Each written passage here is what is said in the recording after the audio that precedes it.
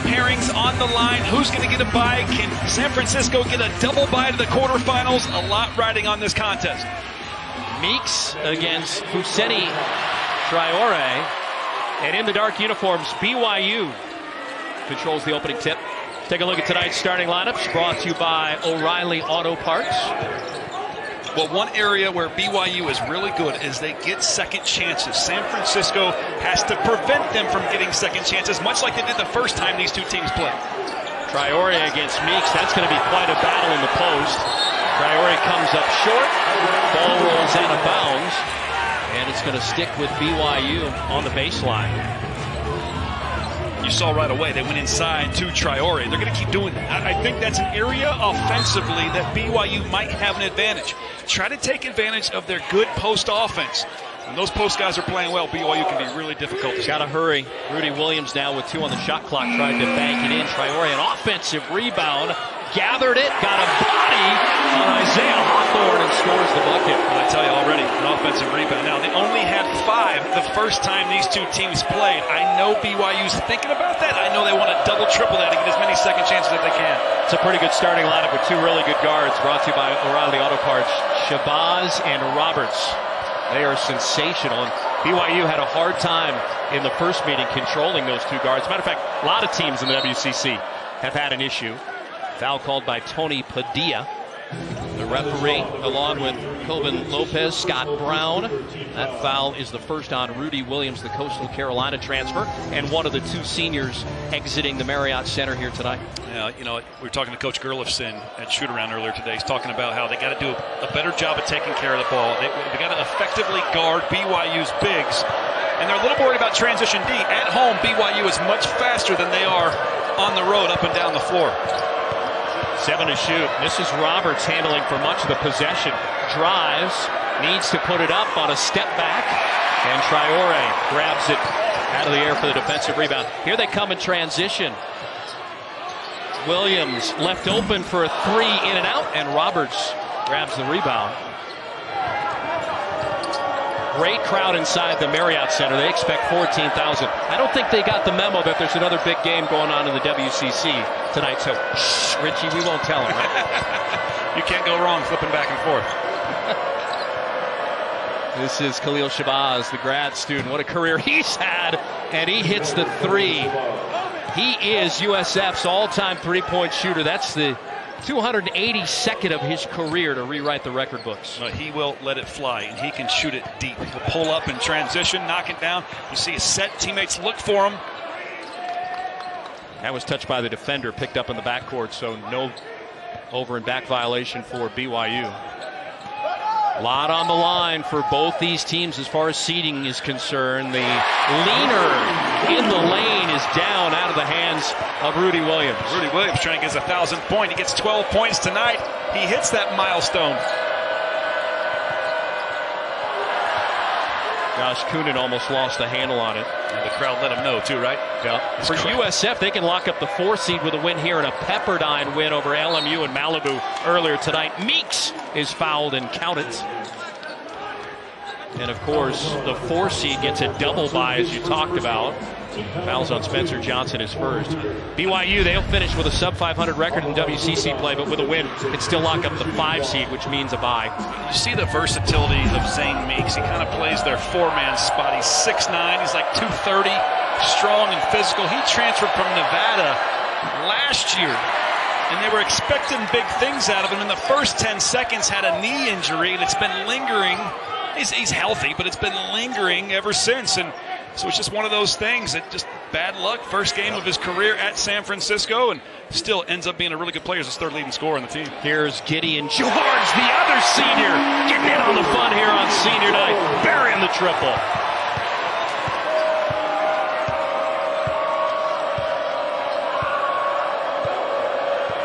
A 7-5 lead for the Cougars in the early going. Roberts lines up a 3 and bricked it. Another rebound for Traore. Averages almost 8 a night. We talked about that in the open.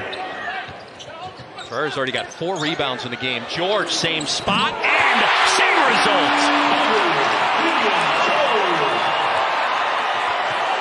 How about this start for the Cougars on senior night? Fifth-year senior came into the game only shooting 30% from the arc on the scene, just drilled 2 from the corner.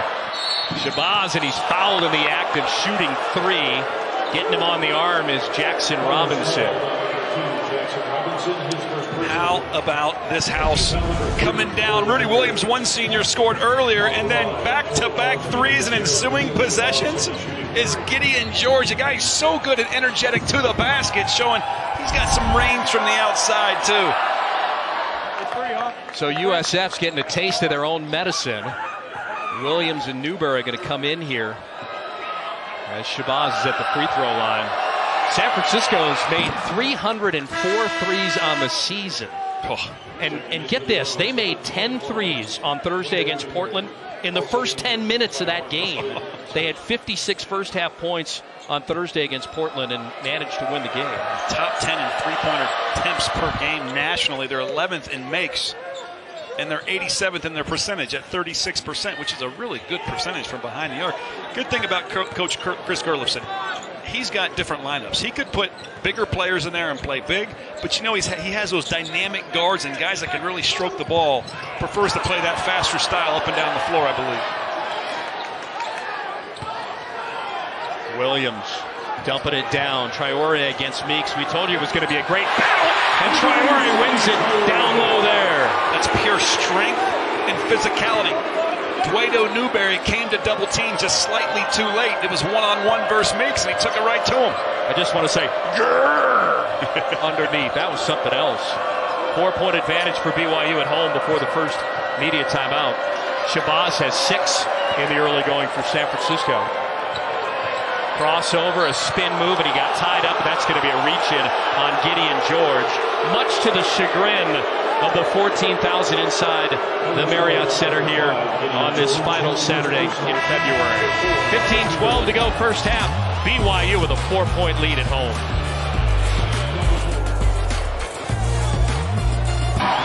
Great crowd here inside the Marriott Center. Final regular season WCC game for BYU before they exit to the Big 12. All right, the WCC tournament in Vegas starts on Thursday. This is the projected field going in. We've already had one game today. It didn't do a lot to mess with this. Much of the other action is starting right at the same time or after us. Yeah. You do want to know this. BYU can be anywhere from a 5 to a 7. And for San Francisco, they can be anywhere from a 4 to a 5. But, boy, if you're in that 3 or 4 spot, you get that double bye, you don't have to play until Saturday. You got a whole week off. Go right to the quarterfinals. So that's what San Francisco needs to do. They need to take care of business on the road here. And if Pepperdine beats LMU, that's a good rivalry there in Los Angeles, then they'll get that 4 seed and they'll get that double bye. If not, I think it's going to go to LMU. Gideon George, the foul before he went to the break. Shabazz is at the line. He now has 7 to lead San Francisco. Well, the story of the game here right now is BYU's taking 4 more field goal attempts. They've got a couple of offensive boards. And here's the thing, what I love. My favorite stat so far, BYU 4 assists, 0 turnovers. San Francisco doesn't have either. We tighten up. The Dons beat BYU by 8 on January the 21st in San Francisco. USF won despite 17 turnovers. Ty Roberts had 30 in the game. Shabazz had 21, so the 2 guards scored 51. That shot missed a 3 by Johnson. And in that game, the Dons scored 25 points off of 15 BYU turnovers, so we'll see if the trend continues here tonight. BYU and San Francisco, neither team has turned it over yet, almost 6 full minutes into the game. Now with San Francisco, usually they'll go 5 out. 5 players around the perimeter. Great shot there, by the way. Ty Roberts, such an elite scorer at all levels he's been to. At the timeout, San Francisco put in Voba Markovetsky, 7'2" player from Ukraine, and then they go 4 around 1. Traore right there. With Markovetsky and Roberts on their backs, he just throws it down. I'll tell you, BYU has now 5 assists already. That's going to be rebounded by Traore. That's already his 5th. He averages 7.8 per game. Johnson on the drive of the right hand. And the big fella, he right there made that thing a tough take. Marcus Williams, the Texas A&M transfer, with a drive of the bucket. See, what makes him so dangerous, he's multi-dimensional. Little hesitation and go. Get his defender relaxed and then take it baseline. Traore going to take the three. Oh, and another assist. That's 6. Stretch the floor, big fella, will ya? He goes from dunking it to next possession, popping the 3. Already 9 for Fousseni Traore. They just call him Fouz. Williams off to the big Ukrainian, Vova Markovetsky. Today's the 1-year anniversary of the war beginning in Ukraine, and Markovetsky's in his 2nd year at San Francisco after starting his career at Washington State. His dad's a policeman back there in the western part of Ukraine. Williams is fouled in the act of shooting, so he's going to get free throws.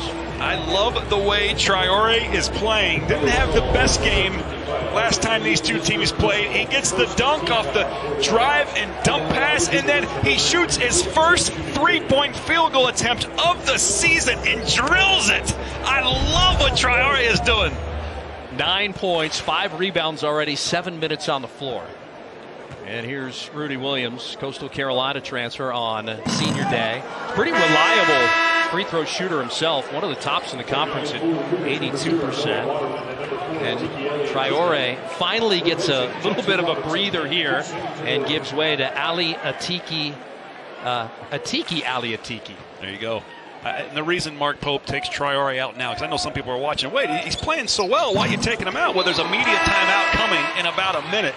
So rest him now. Then he gets another 2.5 minutes with the media timeout. Yep. He's going to get a nice long rest and expect him to play most of the rest of the first half. Mark Pope will do the same with Rudi Williams. He sits. And we get an opportunity to see Dallin Hall, the freshman, who's 2 assists shy of 100 for his freshman campaign. The way they've been dishing out dimes in the early going, he should have it here shortly.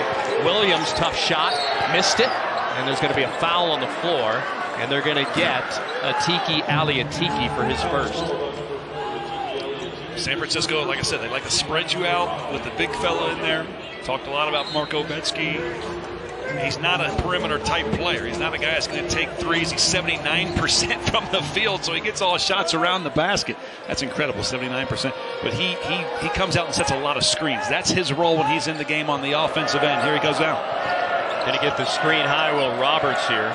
That team foul was the 5th already for BYU in the early going. And a double dribble by Ty Roberts is going to be the first turnover of the game for either side.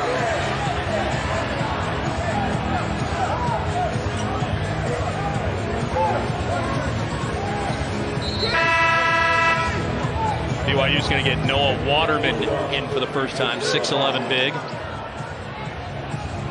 Ty Roberts comes to the sideline, gets a word of encouragement from Chris Gerlofson in his first season.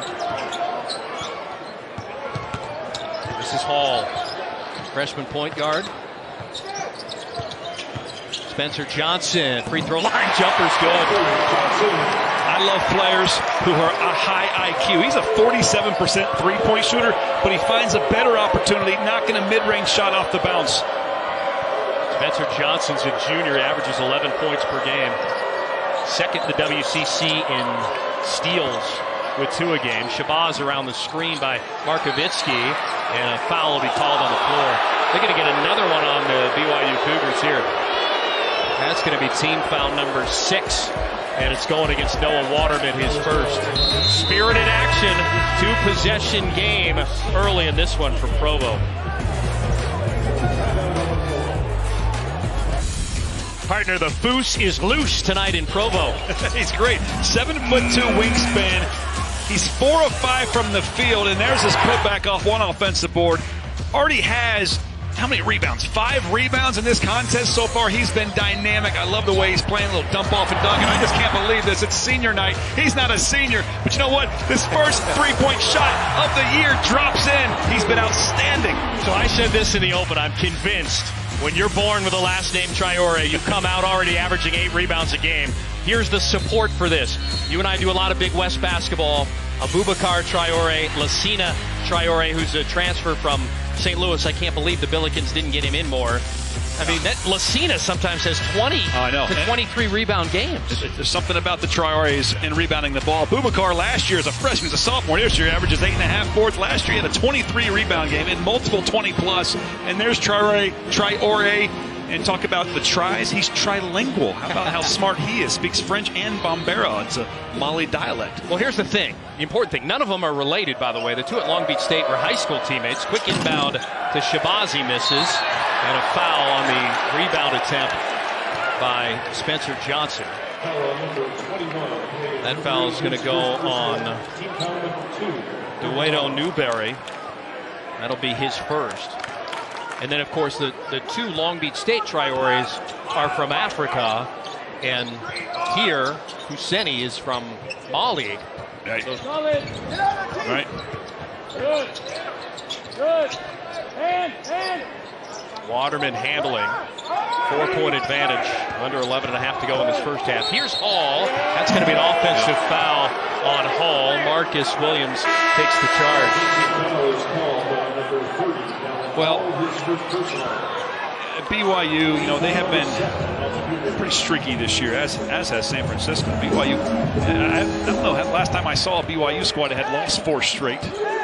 They have struggled. Now, we talked to Coach Mark Pope about that, and he just thinks, man, I think so much of it is we're young, and we have 12 newcomers, and trying to mesh them all together, it's been a bit of a challenge. And I think he's done a great job with this group. They've had a lot of close losses against some really good teams, and that's been a big part of it as well. But they're still a very dangerous squad. Oh, a Steph Curry 3 from Roberts. I mean, they're in the same market, right?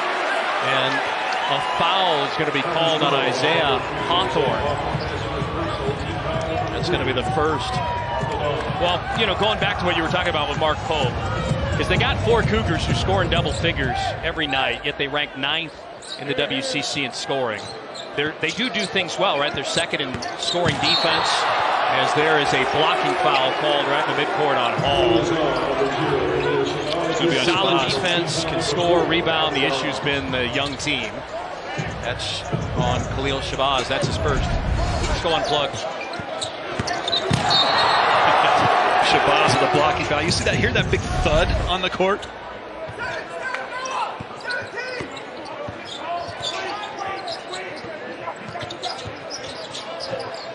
Ball looking inside for somebody, tied up by Shabazz, gets it back, changes hands, and scores the lay-in. It's a great, heady move. That's just a freshman there. He scores 7 a game. Mentioned he's 2 assists shy of 100 during his freshman campaign. That's really impressive. Make a lot of mistakes as a freshman, and he's kicking it. Johnson's got himself another rebound. Again, we told you they're pretty good on the boards. They're +4 right now on the boards. That's 2 areas where they're really good. Rebounding in the WCC and also a lot of defensive statistics they do a really good job in. And you think about what does San Francisco do great. We talked about it. They're a terrific 3-point shooting team, amongst the best in the nation. They usually like to spread it out and let it fly. Roberts let it fly last time. Kicks out Meeks, a deep 3. Waterman the loose ball. Johnson against Meeks. Takes it to the hole, and a nice huge block by Meeks. I thought for sure Meeks was dead in the water. Great job of staying with it. It's a great thing about it. Like a lot of basketball players, they'll just give up. Like right here, I got beat middle. I'm not going to recover. Meeks stayed with it. Did a great job of recovering to the ball and making the play on Spencer Johnson.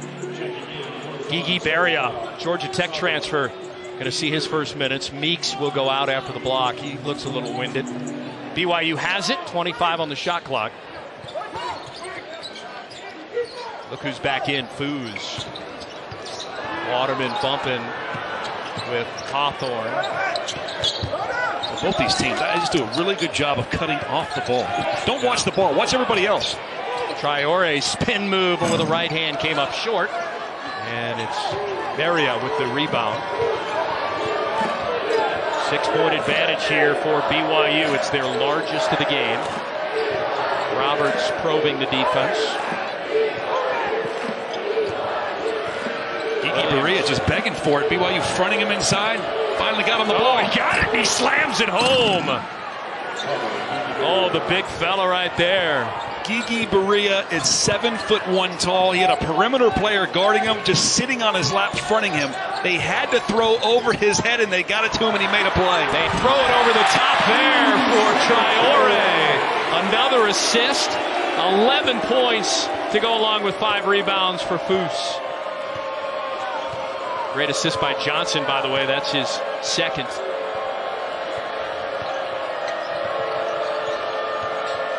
Back to a 6-point advantage here for the Cougars.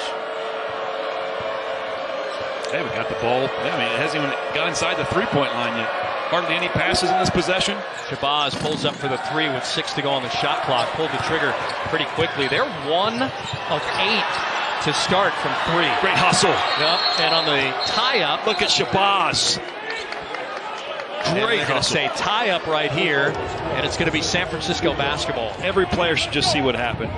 Shabazz took a difficult three-point shot, missed it, and fought back to get it back on defense. Look, he's on the ball, gets a piece of it, then he gets on the floor, deflects the pass out, and fights for the ball, and they get on the possession arrow, they get the ball back. What a difference 48 hours makes, because I said this earlier, maybe I jinxed him.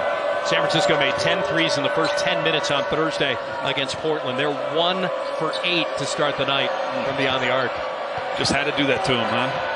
Well, some of them been, Meek's way out there, Roberts deep as Roberts, and he winds up turning it over. That's just their second turnover. Ty Roberts has turned it over twice. The pass. Yep. And Traore tried to make an extra pass to George inside, and it goes off of a San Francisco defender, and a timeout on the floor. Like what we're seeing from Foose. Traore's 5 of 7 from the field, 11 points. Great dunk right here on the other side from Gigi Berea, and it's just a fantastic job. Both these teams really doing a great job of scoring inside the paint.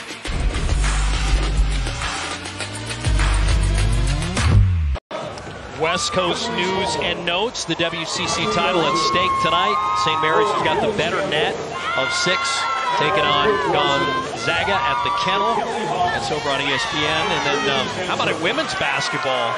Stanford, the number 3, gets defeated by Utah, which means Utah clinches the Pac-12 title in women's basketball for us. And you know what? I'm going to let you take the final one. I don't recognize that at all. You're talking about when Arizona State was down 2 and hit a 3-point shot from about 60 feet out to beat Arizona at the buzzer. Is that the one you're talking about, Steve Quiz? I'm looking away right now. Look at this play right here from the logo on the opposite side. It knocked it home. I think that was Desmond Cambridge, I believe, that knocked down that 3-point shot. And just when you thought you had the game won with a desperation 3, Arizona loses on their home floor. So UCLA is going to wrap up the Pac-12. It kind of makes it a moot point. Next Saturday night at Pauley Pavilion between Arizona and UCLA. We got a good one here. BYU has their biggest lead of the night of 6 points. They have the basketball. Story in this one, the normally hot shooting 3-point team in San Francisco, one of the best in the nation, is off to a 1 for 8 start from beyond the arc. Good game defensively. Here's Waterman taking a 3. And another offensive rebound. Traore, and then there's going to be a steal right here, and it's Justin Beaker, of all people. Got some wheels, doesn't he? He's a walk-on, making plays count when he gets opportunities, and they've used him a lot this year. Kind of a change of pace guy for San Francisco. That's a heck of a change of pace right there. Speed, right? Yeah, 3rd BYU turnover. It's the first 2 points off of turnover tonight for San Francisco. Here's Fuseni driving in on Saba, and then Saba Baria. So that's 6'6" versus 7'1" down inside. So here's what San Francisco's done this year, making 10 threes, 11th in Division I per game, 7th in attempts, 36% is top 90, and struggling to find their stroke here tonight. This crowd's so good, it makes it hard. It's a real hard, intimidating atmosphere. They are loud right now. Gotta get it up. 1 second. Shabazz got to get rid of it. He did in time, but it comes up short. That'll be a shot clock violation. So for San Francisco, it's a bit of a break. It won't be a live ball turnover. Instead, it'll be a dead ball turnover. And BYU will have the inbound. Newberry comes back in for San Francisco, and he's going to give Hawthorne a bit of a breather. Well, we talked about how good defensively BYU is. One of the best in the West Coast Conference. Second in a lot of categories, even in rebounding. And they've held San Francisco so far to 41%. Well, San Francisco's doing a good job of getting the free throw line, 5 of 6 at the stripe. And that's kind of helping them stick around here despite their offense kind of struggling. Here's George on senior night. He averages almost 11 points a game. A senior from Nigeria with a bucket. He's got 8. Perfect 3 for 3 from the field in 11 minutes. Yeah, knocked down those 3-pointers in the corner early on. See how they spread the floor? Nobody inside the perimeter, San Francisco. They move so well off the ball. Cuts, back screens, whatnot. You just see the difference in size between Traore as an undersized 5 and Maria. And that one, they harass San Francisco enough. It goes out of bounds for what is the 4th turnover of the game. Roberts has turned it over 3 times. Exactly. That's kind of where the struggles are. Roberts is having a hard time handling the rock tonight, which, the 2 best scorers for San Francisco are graduate students. Khalil Shabazz is a grad student. Tyrell Roberts is a grad transfer. Those 2 guys combined averaging about 34 points a game, 33, 34. They had 51 in the first meeting. Remember all the points off turnovers. Don scored 25 points off the 15 BYU turnovers. Here's George. George walled off on the baseline. Out it goes Robinson. Clanked the 3 off the front of the rim. And a whistle and a foul on the floor against San Francisco. I'd like to see what happened there. A lot of times with long shots create long rebounds. And so there's going to be a lot of contact on the rebounds. I think that was a foul down inside. Let's look at the bottom of your screen. Yeah, you see defensively, you see Traore trying to get through. Looks like Gigi Berea. And that's a foul on Gigi Berea. Off the inbound, quick catch and shoot. Spencer Johnson elevates and knocks down the jumper. The lead is 8, the biggest of the night for BYU. I'd like to see San Francisco move that ball around a little bit more. Yeah, 2 assists on 7 made field goals. Trying to get inside. Right in the middle, yeah. Rebounded by George. So Coach Burlefson's trying to find answers. They're not knocking down threes like they normally do. They have some size down inside, and they're not being incredibly effective down inside either. George just missed. In transition, Roberts has it. Evan Meeks is going to come back in. Maybe that'll be the missing puzzle piece for San Francisco. And on the drive, there's a foul. It's a foul off the ball. Yeah, I think it's on Gideon George. That's a second. I think he was trying. I'd like to go back and watch. I think he was trying to hold off Gigi Berea. Again, that's a huge difference. That's 6'6" guarding 7'1". And I think that's where the foul was. It's very hard. Gigi Berea isn't a big scorer. It's 4.5 points per game. But I think it was just, actually, I'm not sure where that was. But it's hard to hold off a big man like that. Newberry to the free throw line. Makes the first one.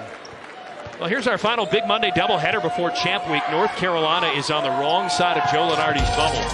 Take on Florida State at 7 Eastern. Then number 9, Baylor squares off against Oklahoma State at Gallagher-Iba Arena in Stillwater. Both games right here on ESPN and the ESPN app. Tar Heels weren't a high seed last year. No, did okay at the end, didn't they? Did very well. 3 points away from winning a national title. You'll take that. Gideon George drives baseline and lays it in. Gideon George has 10. Lead is 8. Meeks. Oh, wow. Roberts saved that from being a turnover. And Roberts is a diminutive one. Takes a 3. They need it. Misses. Meeks offensive rebound. And he puts it up. Missed it. Out of bounds. Last touch by Meeks. Buckets are hard to come by for San Francisco in the early going. They're 1 of 9 shooting threes. Yeah. I tell you what, who's playing well on the other end? Gideon George. He's hit a pair of threes. Now he's got a pair of layups and just has a pogo stick for athleticism off the floor. Clark's just one of those players. She has had a masterful game. Clark connects. Plus the foul.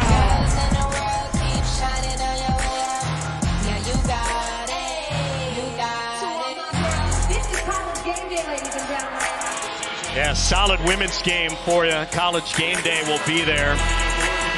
Live from Carver Hawkeye Arena. Mackenzie Holmes, Caitlin Clark. Two really good scorers. Both solid on the glass as well. How about 8 assists a game, almost 2 blocks for Holmes. Is Caitlin Clark the Steph Curry of women's college basketball? That range, her ability to pass the basketball. He's a good comp. Steve Quist, Richie Schuler with you here, Marriott Center. And there's better than 14,000 in the building. I was a little worried. You know, the best BYU could do with a victory is a 5 seed and a bye in the upcoming WCC tournament. Best San Francisco can do is a 4 with a victory and a Pepperdine win. Well, dude, check this out. BYU's got 13 made field goals on 11 assists. They're sharing the ball. They're playing as a team. They're knocking down opportune shots. And as they turn the ball over here, they already have 5 offensive boards. That's as many as they had the entire time that last game they played against these guys. Khalil Shabazz quiets the crowd. The all-WCC preseason selection. The first in double figures for San Francisco with 11. And they desperately needed that because they have struggled to shoot the ball. That's another assist. Robinson. That's another assist. I think that 12 assists on 14 field goals. They made 4 of 8 threes. Play is dead. Tony Rochak will come in. He was in the Big West last season at UC San Diego, much like Tyrell Roberts was a few seasons ago. Here's Williams backing away, 5 to shoot. Roberts penetrates. Gotta get love. Yep, and Williams, they lost track of the shot clock, and it's going to be a shot clock violation. The celebration on the BYU bench is what I live for. Sharing the ball in the offensive end, and they take great pride on the defensive end. They've kept San Francisco under 40%, which is what they do. And, you know, that's an area that always travels, right? Your defense is always going to travel. Your offense will score, will you know, not be so good at times, but your defense, you can always count on it. Tonight, both are playing well. Rudy Williams drives in, puts it up, and it's fouled. Rudy Williams' contribution to this one shouldn't go unnoticed. 7 assists in 12 minutes already. That kind of caught you by surprise, didn't it? It totally did. Newberry, the foul is second. And it did that, just kind of snuck up on us, didn't he? Yeah. And 0 turnovers at that. 7 assists, not a single turnover. So you're talking about your seniors, getting George making plays with 10 points, 2 threes, a couple of buckets around the basket. Rudy Williams making plays for everybody. 7 assists and not a single turnover yet. Again, a terrific free throw shooter at 82%. He had a 28-point effort in a loss against USF on the Hilltop earlier this season. And now with 4 points, he's 8 shy of 1,000 for his career. A career where he's been widely traveled, came from Coastal Carolina. That was his last stop. Kansas State. Kansas State. And then before that, I think Northeast Oklahoma A&M. Yep. He was a NJCAA second-team All-American and 24 double-doubles and 6 triple-doubles in his time. He can fill it up, man. Biggest lead of the first half for BYU at 10. Markovitsky, the Ukrainian, has it, being harassed there by Atiki Aliatiki. Sets the screen here for Shabazz, and he launches another 3 and misses. He's 2 for 6 from beyond the arc. George pushing in transition. Robinson. Oh, my! Oh, you got to be kidding me. Wow! Just the pass from Gideon George, kicked out to the corner, and the shot with a three-point shot with a hand in his face. That did not look realistic. I'm like, that's a tough shot, and he nailed it. That was video game-esque right here. Forces San Francisco to spend a timeout. Look at Gideon George. He gets cut off.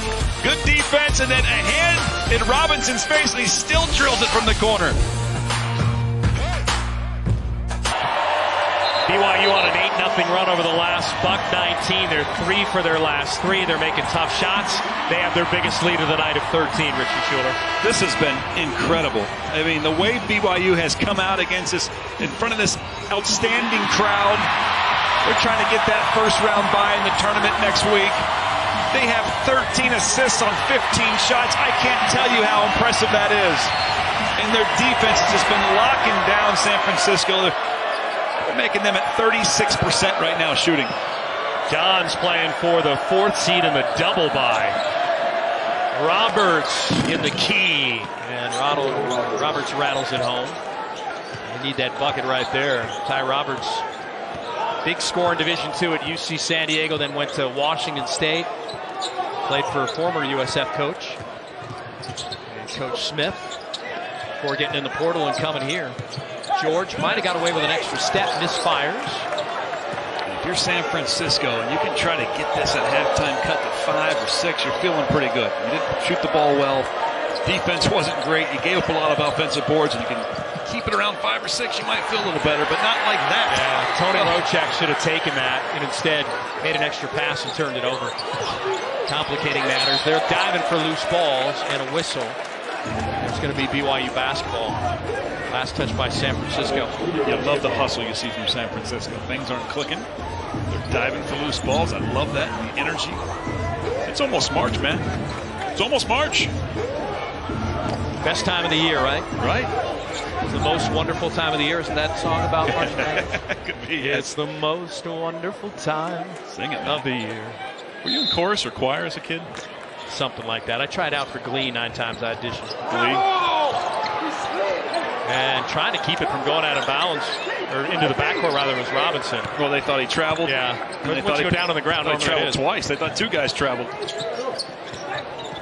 10 to shoot. This is Johnson being harassed by Roberts. Johnson puts it up for the elbow left. And it's Gideon George with the offensive rebound. The last shot. Coach Pope is telling him to hold it. George straightaway 3. No. Offensive rebound by Atiki Aliatiki. Pull it out. Take the last shot. They have 7 offensive rebounds. Second chance points, 4-0 BYU. And that foul on Roberts going to be his first. So Coach Pope is pleading with his team before the shot and then after the offensive rebound. Hold it. They can't hear him because this crowd is so loud. I think he would have rather them hold this because the shot clock was turned off than go one-on-one. Make or miss, San Francisco could get a rebound like they probably should, and they could get the last shot. He wanted them to have the last shot, not give San Francisco any opportunity to score the ball. Wholesale changes. Waterman comes in. Richie Saunders in for the second time. George out. Meeks back in. Markovitsky out for San Francisco. And here's Williams. Fantastic free throw shooter. 7 points shy of 1,000 career points. Makes the first. It was a 1-and-1 because of the team foul was number 7 for San Francisco. Isaiah Hawthorne will check back in here for San Francisco. I think he's going to spell Tony Rochak. He will. Yeah, they're going to get some shooters in there. Not that Rochak can't shoot, but Hawthorne's been a really good shooter for him this year. So that's what they want. They're looking at potentially hitting the 3-point shot going into the half. Plenty of time. You can run a little offense, get some screens, but if it's a miss here, they have to rebound the ball. On Thursday night, San Francisco had 56 first-half points at home against Portland. What a difference 48 hours makes. They've got 27 first-half points, down 13. They can take the final shot here. All screen coming. St. Meeks. Here's Williams. When he was at Wyoming in the Mountain West Conference, was the freshman of the year.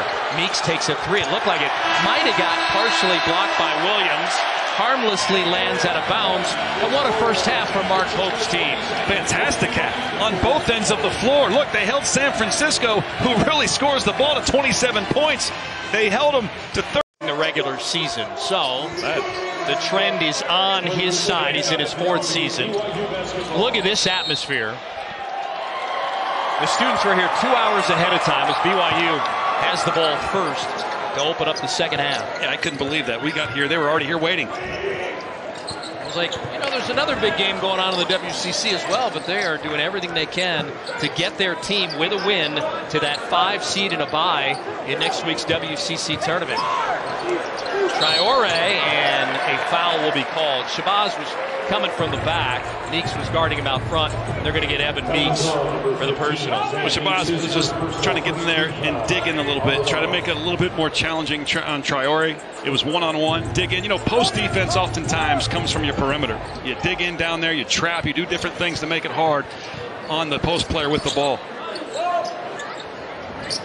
Traore, fabulous first half, 11 points, 6 rebounds. He get 4 rebounds really quickly. And Jackson Robinson averages 8 points a game.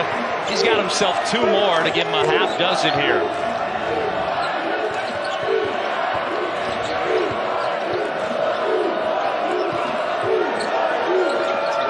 Lead is 15, biggest tonight for BYU. Shabazz probing the defense. He had an easy lay-in and missed the chippy. That's what they need. They need Shabazz to score around the basket. He missed the chippy. Rudi Williams handling now. He had 7 assists in the first half, so more than half their 13 assists came from number 3 here on senior night. Him and Gideon George, outgoing seniors. Nice thing in the concourse upstairs, all the fans got a chance to sign their jerseys for the players. Williams, he missed. Another offensive rebound for BYU. Put back by Gideon George. It just seems like BYU wants it more. Coach Gerlifson not happy with the production, not happy with the defensive effort either. Look at this, another turnover. Takeaway, Robinson! It's a beautiful day in the neighborhood. Beautiful day in the beauty room. Would you be mine? Could you be mine? Robinson, we've seen him knock down a difficult three-point shot. He had a tough mid-range shot off the bounce a moment ago, and now making his defense become offense. Look at the length and versatility on Jackson Robinson.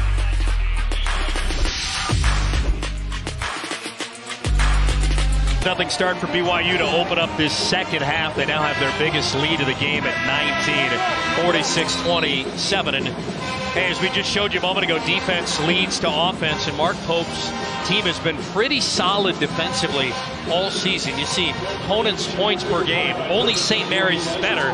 Gales are better by about 12 points per game. That's a pretty good resume there. Oh, it's great. And what that graphic didn't show is they're also second in the WCC in blocks per game. Almost 4 blocks as a team per contest. They have rim protectors. They have guys that can get steals, and they just do a great job of flat out stopping you from scoring. One and done. Ty Roberts the miss. Man, you know, this is a different game if San Francisco knocks down a couple more threes. Yep. George, the floater baseline, came up short.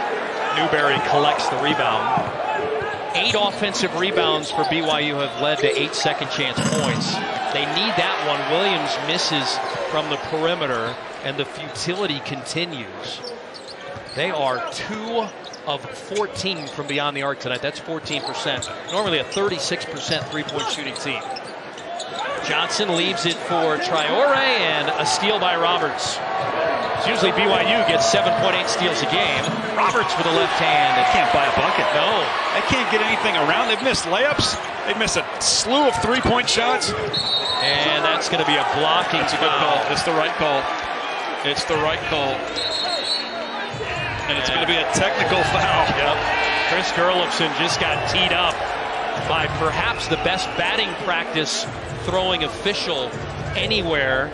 Although Mike Littlewood might have been a pretty good one too. Oh, watch this right here. See, I just looked like right there. It didn't look too bad, but I just felt like the first time I saw it, when it was live play, I felt the defender, who I believe was Marcus Williams, was still sliding his left foot as the BYU offensive player went into him. Who was that? That was Williams. It's Williams on Williams crime. So technical foul, Williams at the line here. Tony Padilla issued the technical foul to Chris Gerlifson. We saw him in the parking lot coming here. Tony actually throws batting practice, or did, for the Sacramento River Cats, which was a AAA affiliate of the Giants. And matter of fact, when Adam Duvall was in Cincinnati and needed someone in the 2016 All-Star game to throw batting practice to him, it was Tony Padilla who came out, and they nearly won the whole thing. Yeah. I know they moved to the second round. Tony was having none of it.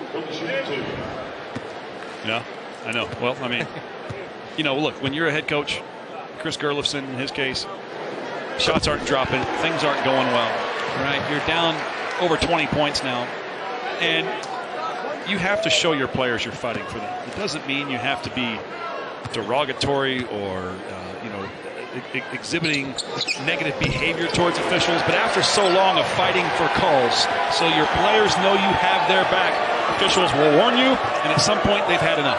And that's what it comes down to. You can't be demonstrative. On senior night, Rudi Williams is 9 of 10 at the line with 7 assists.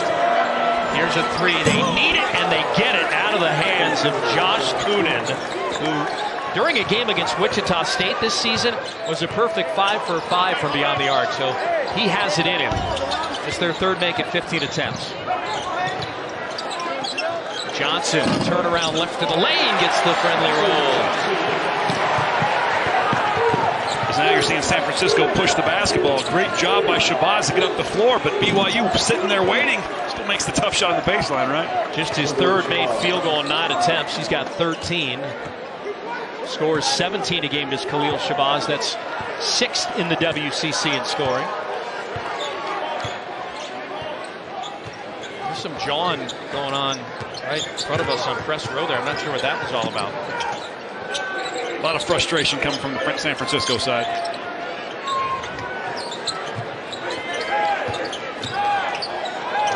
Williams lets it go. Missed it, and a foul will be called. That's the kind of shot San Francisco wants BYU to take. A difficult three-point shot that's contested. San Francisco talking a lot about their offense struggling at 33%, but their defense is giving up nearly 60% for BYU, man. And BYU just is so good at sharing the ball. They're trusting their teammates. It's not how you start, it's how you finish. This BYU squad started out strong, but they've lost 7 of 9, and they're on a 4-game losing streak. They're here on senior night with a mission to see if they can get that 5th seed in the tournament and try to make some noise. And the way they're playing right now, they can compete with anybody in the WCC. Last time they won a conference tournament was all the way back 22 years ago in the Mountain West Conference for BYU. That foul was on Traore first. They were trying to figure out the score on the clock. That's what the jawing was going on press row. Shabazz is fouled on the drive, and so he's going to get 2 shots. Jackson Robinson, the foul. Breaking the action, everyone's got a chance to exhale and cool down. 20-point lead for BYU.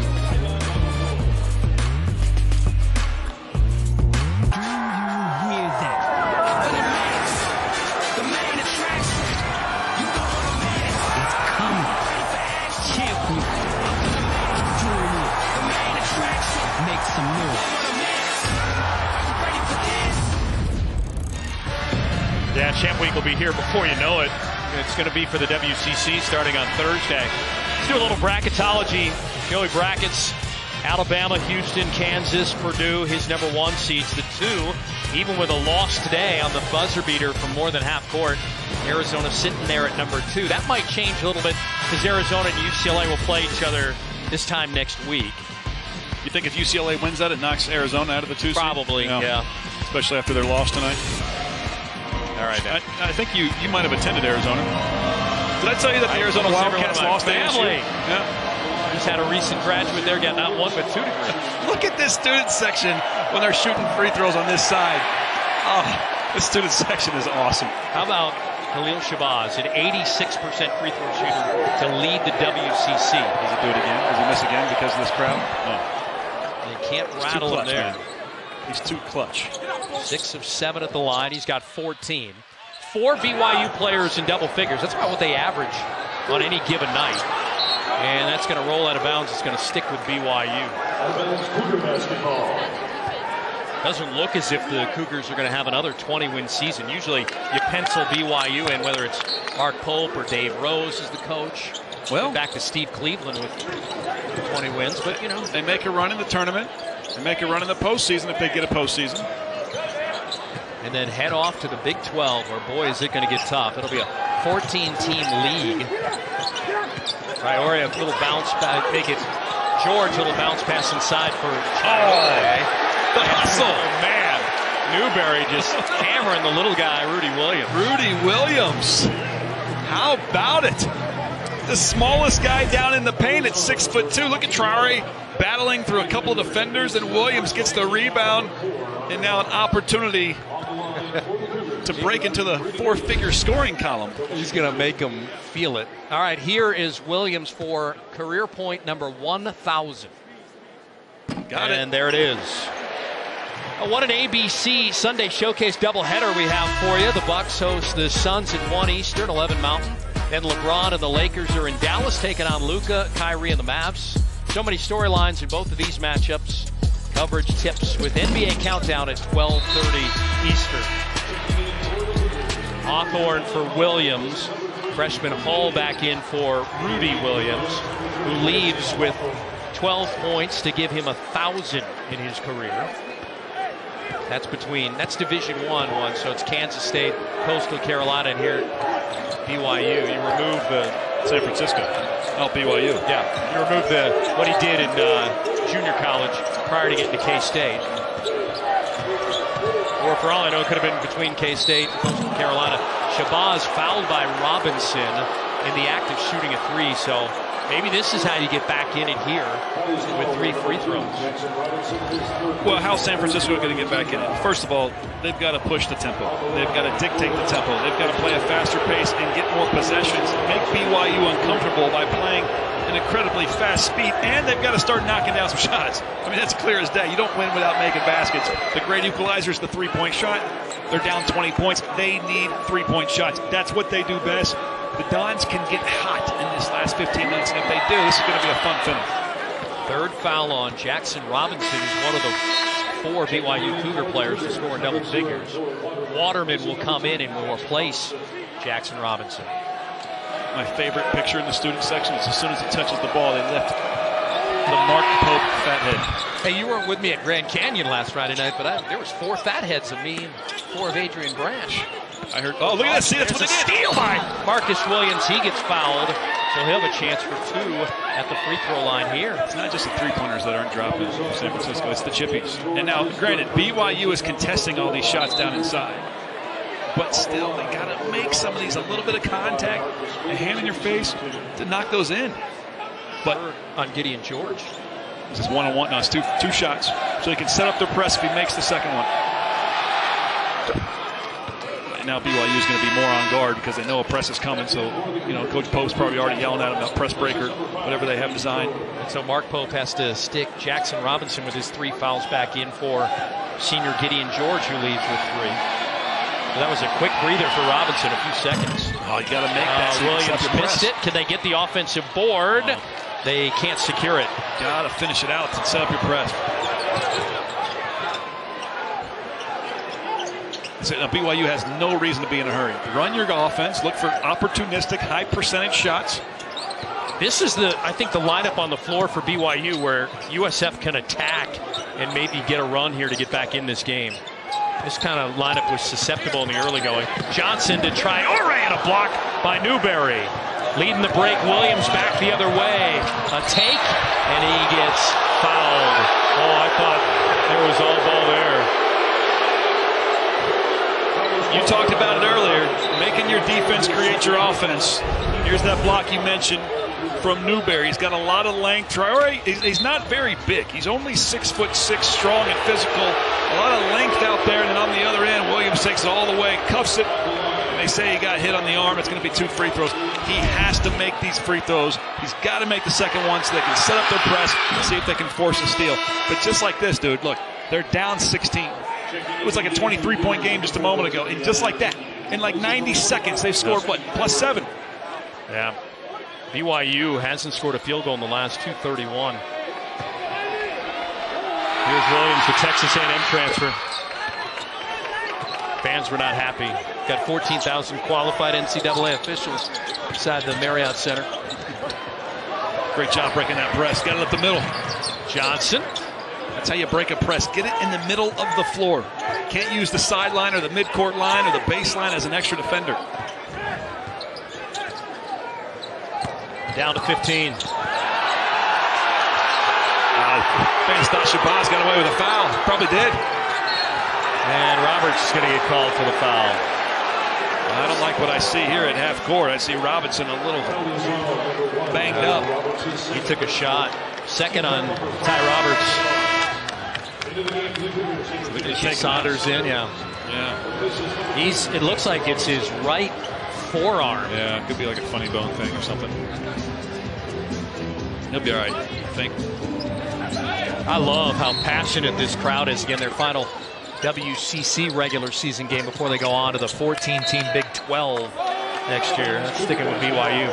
The additions in the Big 12 next year will be BYU, Central Florida, Cincinnati, and Houston. And when we talked to Mark Pope, he said, I'm terrified about the next couple of seasons, right? Well, it's the fear of the unknown. Right. But he also made a really good point, was that it's probably the most competitive, best league anywhere in college sports. You think SEC football, right? Oh, he thought it was the best. He thought it was the best. Yeah. Well, they signed a top 25 recruit. Waterman missed it. And here's an opportunity for San Francisco. Yeah, that recruit out of Utah won't get here until year 2 in the Big 12.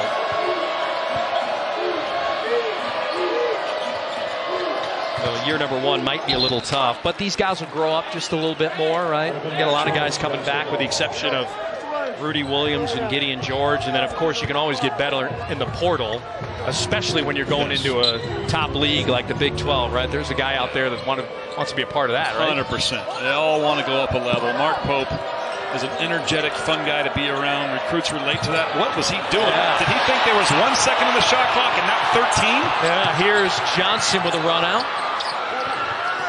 I honestly think he read the shot clock wrong. He was kind of towards the baseline. He couldn't quite read it. Just because of the angle he had, the physics of it. And there's going to be a foul. This is on Newberry. That's his 4th. So it is. Newberry's a kid that came off a red shirt when Julian Rishwain was lost with a knee injury on January the 12th. And just his 10th game. They had to talk him off of his red shirt. Said, we need you, big fella. And he's been good for 4.7 points, 4 rebounds a game. But he leaves with 4 fouls. Yeah. I think on Shabazz who shot there. Yeah, we talked. Oh, see, now he's out of position. He's out of position. You stay between man and ball. He's behind the offensive player. Who was that? That was Hall. That was Hall. Just had a very easy just catch and layup. 56-39. So that's back-to-back mistakes for Shabazz. We don't see that very often. No. As heady as they come. Roberts! Oh, what a pass to Hawthorne for the dunk. Fantastic. Signs of life from the Dons. Getting some deflections. They're getting to the free throw line. Doing a fair job of converting right now. Under 10 to shoot. Johnson 3. Missed it off the front of the rim. And it's Hall who comes away with it, drives in, and scores the bucket. That's more second chance points. That's a dozen second chance points for BYU in this game. Hall's a freshman? A freshman? Plays like an upperclassman. San Francisco has 0 second chance points. Unreal. 10 offensive rebounds for BYU, something they couldn't do the first time against San Francisco on the Hilltop. Roberts harassed by Johnson. Williams, and Williams is fouled. That's going to be on Richie Saunders. And Marcus Williams will be at the free throw line for 2 to cut into this 17-point lead. Look at the defense sleeping here. Easy layup for Hall, but right away San Francisco goes down, gets inside the paint. Nice backdoor. Hawthorne with a slam home, and then you have Spencer Johnson for BYU. Well, actually, that's a Hall again, all the way to the basket. Doesn't play like a freshman, man. He plays like an old guy.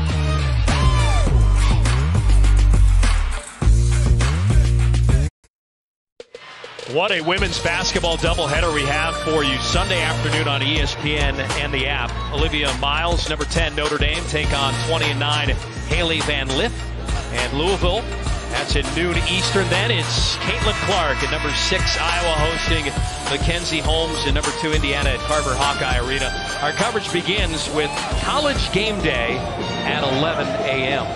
Steve Quist, Richie Schuler here back at the Marriott Center in Provo, playing for seeding in next week's WCC tournament. BYU can lock in the 5 with a victory. USF can lock in the 4 with a come-from-behind victory, and the Pepperdine win over LMU later tonight in Malibu. A lot to be decided on the final day of the regular season in the West Coast Conference. Yeah. I still can't get over the student section. What's your favorite thing out there? I like, Michael Scott's pretty good. Yeah. The wacky waving inflatable arm flailing tube man is my favorite. I see it. Yeah. I used to go to Al Harrington's wacky waving, inflatable arm flailing tube man warehouse and emporium in Weekapaw, Rhode Island all the time. Wait. You actually went to Rhode Island and went to whatever you just said regularly? Regularly. Here's an uncontested three by Saunders, rebounded by Roberts. It's actually a Family Guy joke. Coonan. He's going to drive on Traore, and with a left hand. What a take by the big fella. Now some press. Yeah, I mean, they were down 23, now they're down 13. Waterman lobs it up, Traore. Back out, Waterman for three. I love the way the Cougars move the ball. They are so unselfish. They like to see their teammates excel and succeed. It's a fun brand of basketball. Who wouldn't want to be a part of it? This is a lot of fun to watch. Waterman with a first made triple of the second half for BYU. He's a junior, has been at Niagara and Detroit Mercy. 6 to shoot. Hawthorne, the three is good. Oh, here they come. Second made three in 5 attempts for San Francisco to open up the second half. Here's the press. Nobody there in the middle on defense. They do a good job of breaking it by just that one pass in the middle. Saunders banks it in.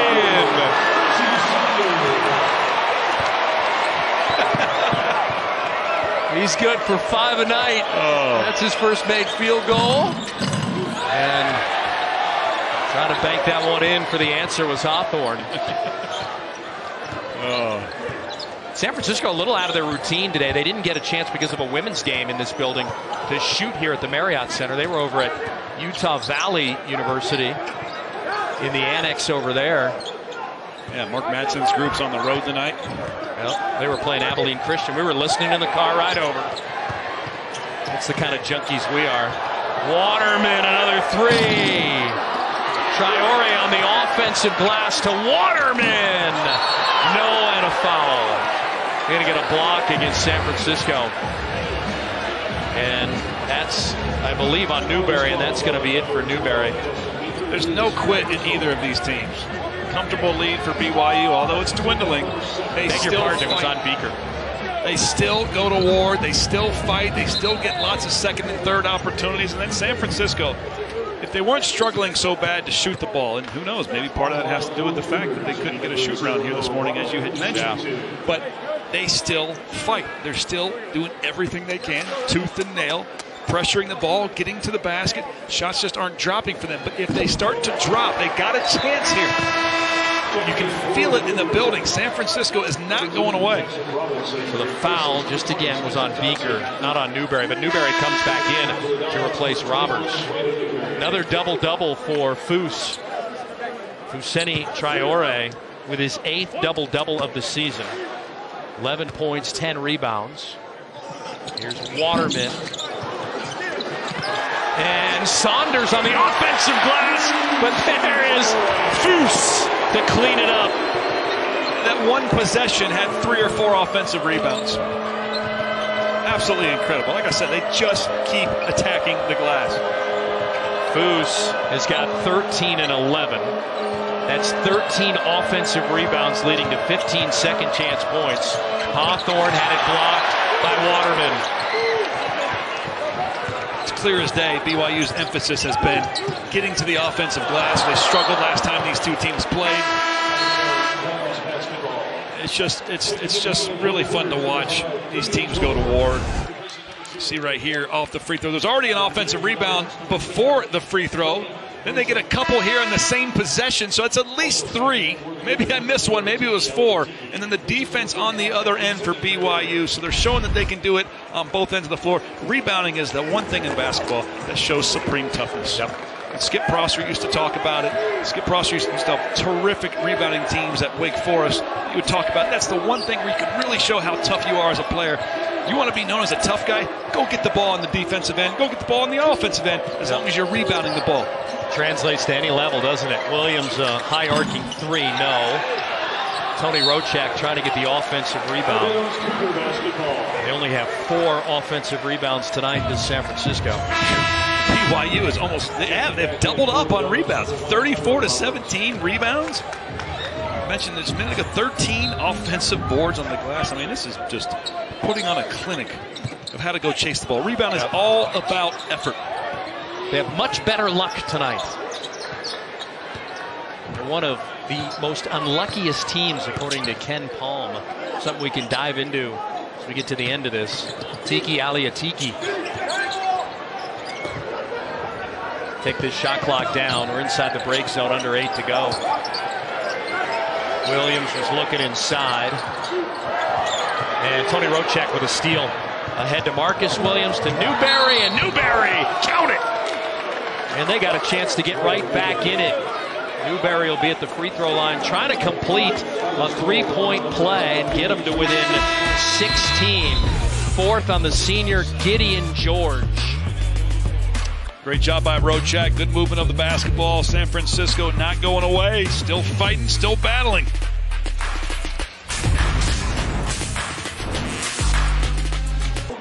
We started to talk about luck before the break and how unlucky BYU's season has been to date. And that's by Ken Palm's metrics, the luck index. They're 356 out of 363 Division I teams.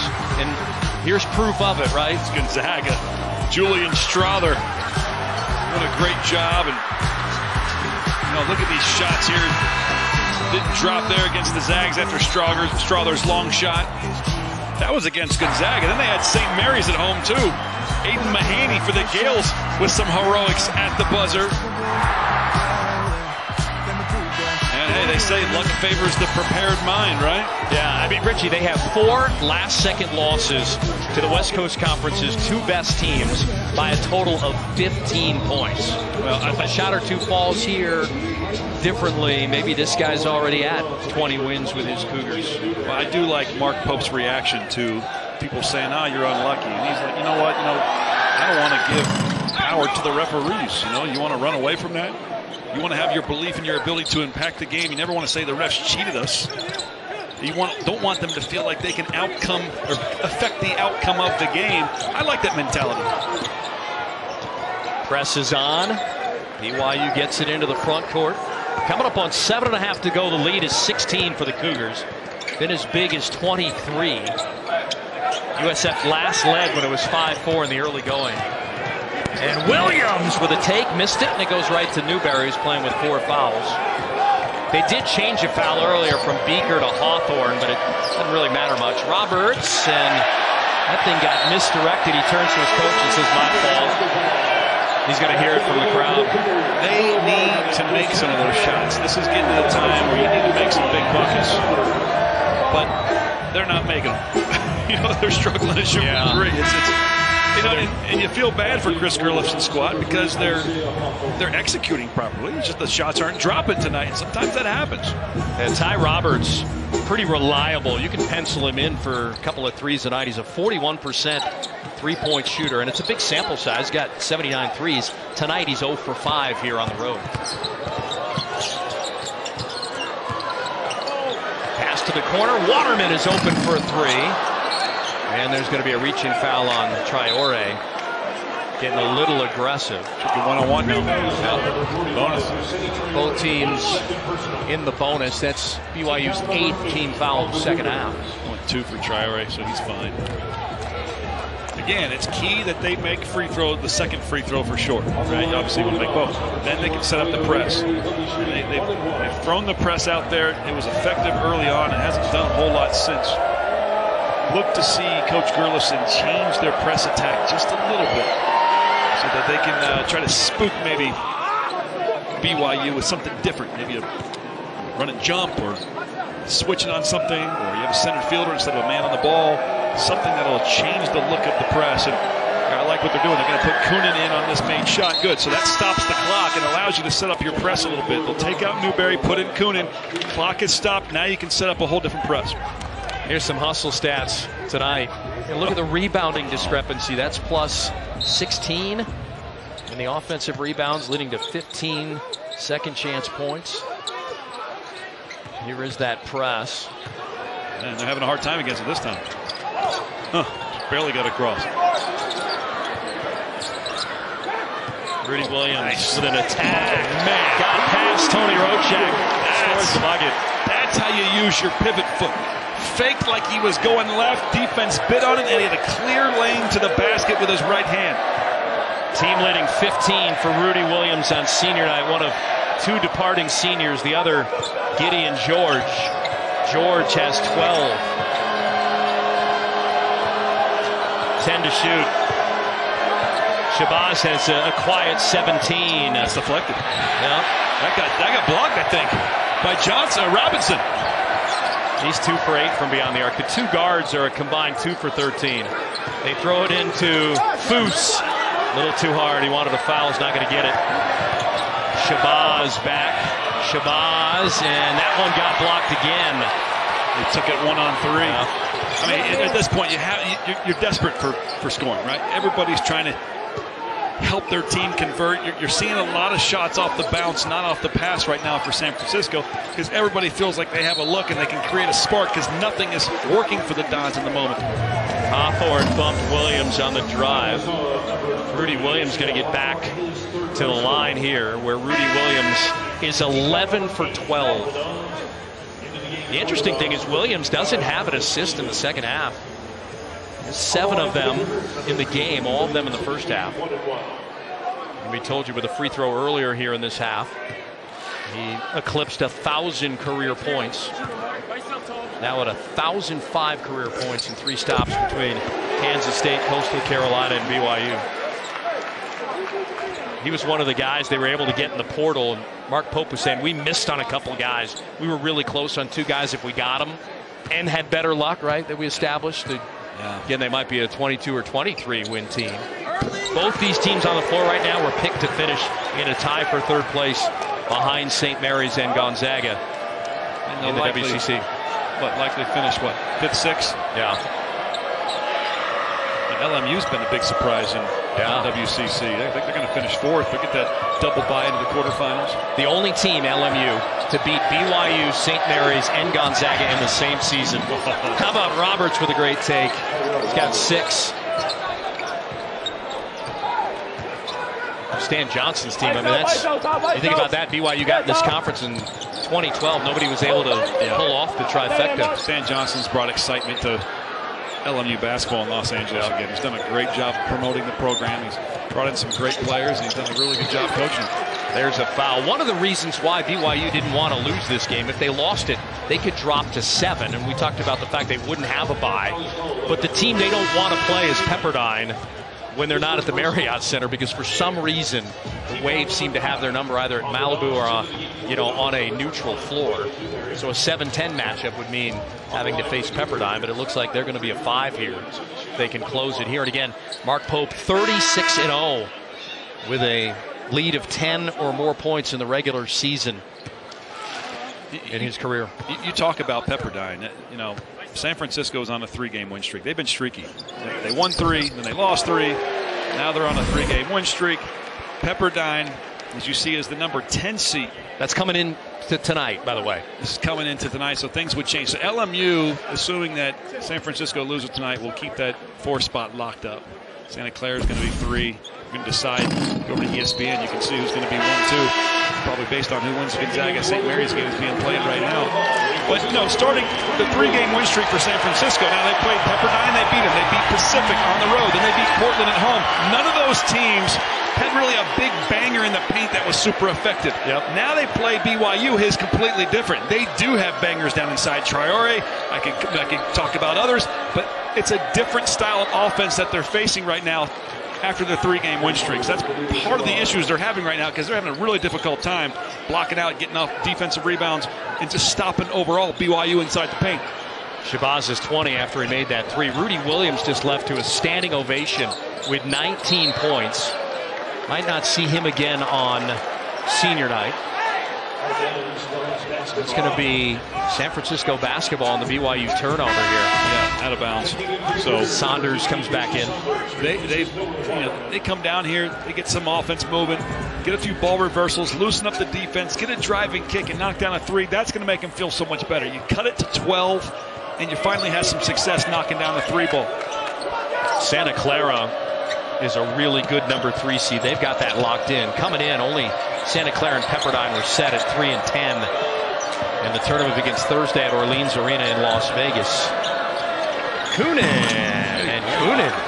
Nice little touch there inside. 13's the closest it's been all half, isn't it? Yeah, this is BYU now, 2:36 without a field goal. Meantime, San Francisco's made 3 of their last 3. Halftime, BYU was up 13. Now it's back to that. It got to its highest, I believe, 23. At about the 17-18 mark. Here's Hall.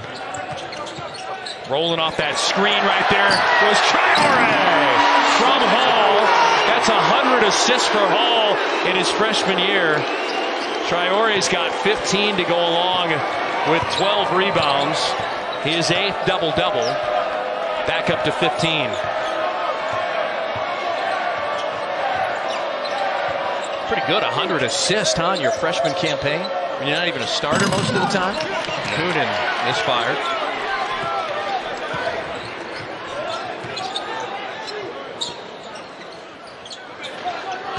Hawthorne will come in when play is dead.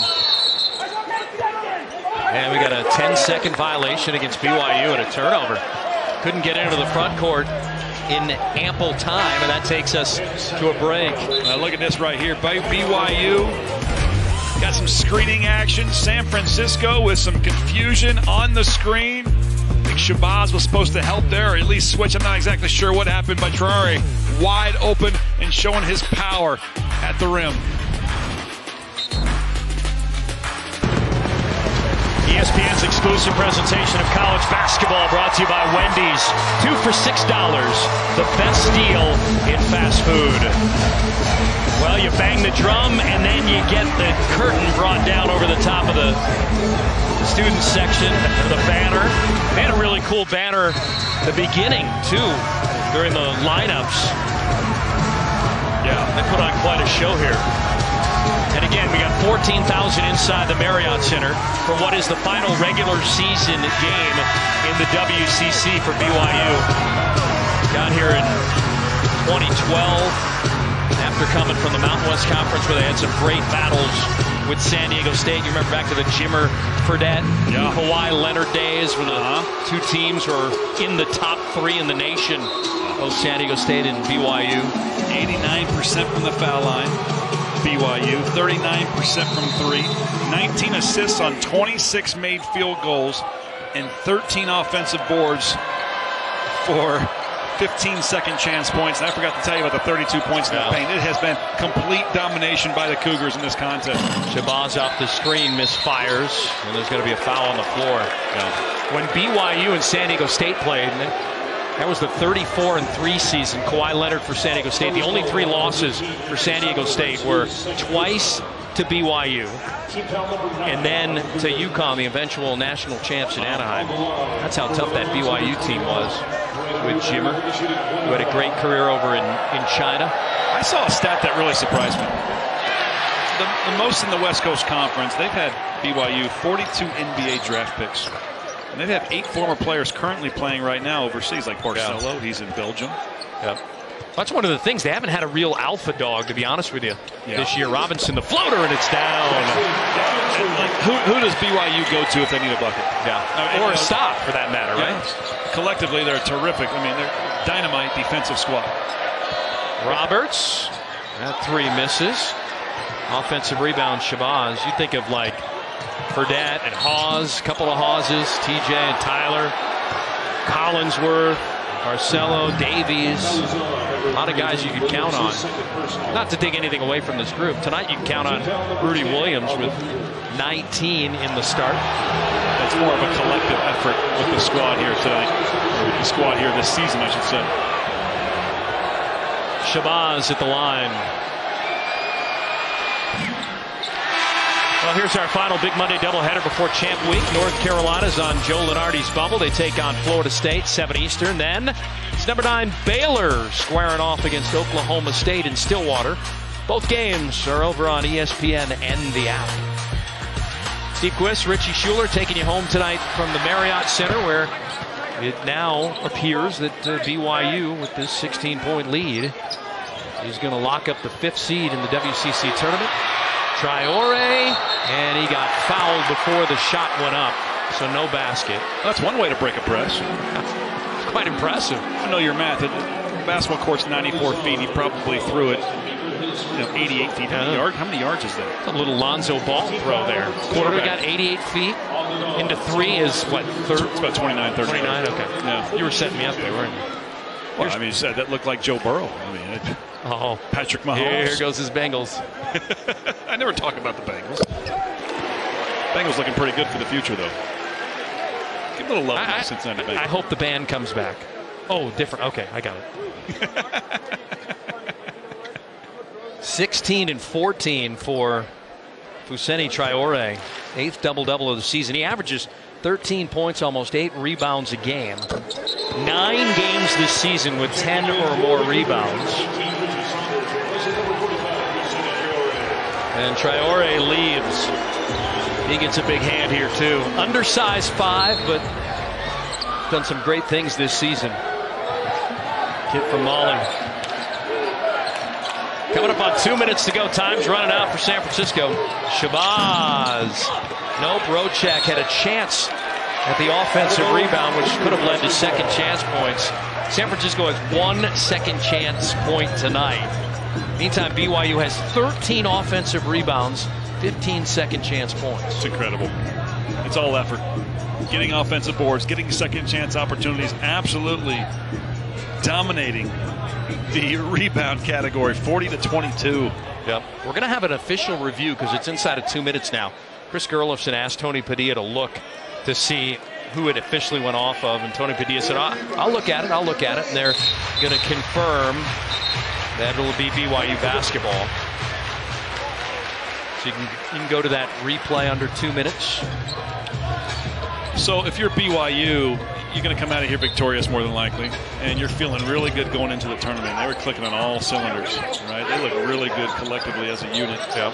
BYU is just going to have to take what they learned from this and forget about it real quick. I'm sorry, San Francisco. Look at this wide open 3. Saunders!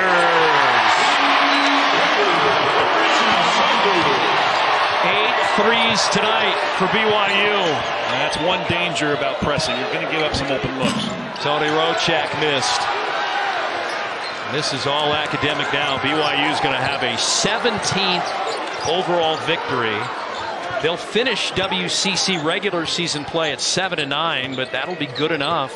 And there'll be a logjam of 7 and 9 teams, but that'll be good enough to lock in the 5th seed. Williams looking for a 20-point game. Rudy's got it.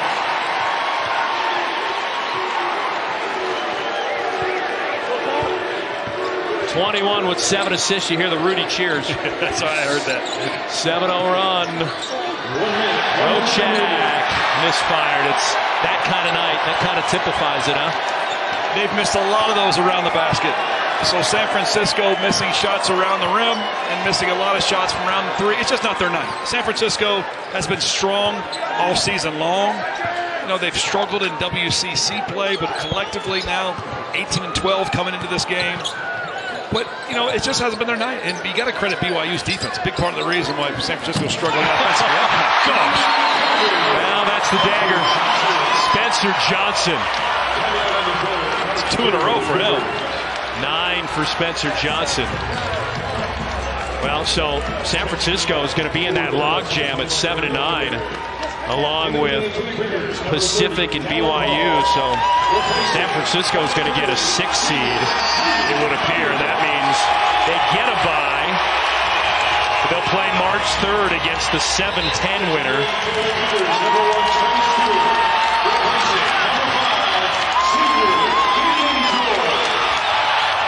Love this ovation for the 2 seniors coming out of the game for the final time here. That's a great kid, too, by the way. He's got the George Helping Hands Foundation where he gives shoes, collects them. I think he collected 8,000 they told him just to send back to Nigeria. Yeah. Well, you know, also talk about, you know, all the things that you can talk about with George. Him and his dad just created a taxi business in Nigeria in the last month or so. Yeah, I invested 10,000. You want to? Yeah. And Gideon George just got married in mid-season. And who officiated the wedding? You tell me. Was it Mark Pope? I don't think that. No, that one wasn't Mark Pope. It was the director of basketball operations. But Mark Pope has married 3 of his former players or current players. How about that? The director of basketball operations was the one who married Gideon George. There's so many weddings, I sort of got confused. Talking about yourself, or are you talking about collectively? I'm all over the place. Okay. This one's going to BYU. This crowd was awesome. Yes, they were. Didn't matter if St. Mary's was playing against Gonzaga at the Kennel. 14,000 were here tonight. Mark Pope's crew, their final WCC regular season game is a memorable one. They beat San Francisco 87-61.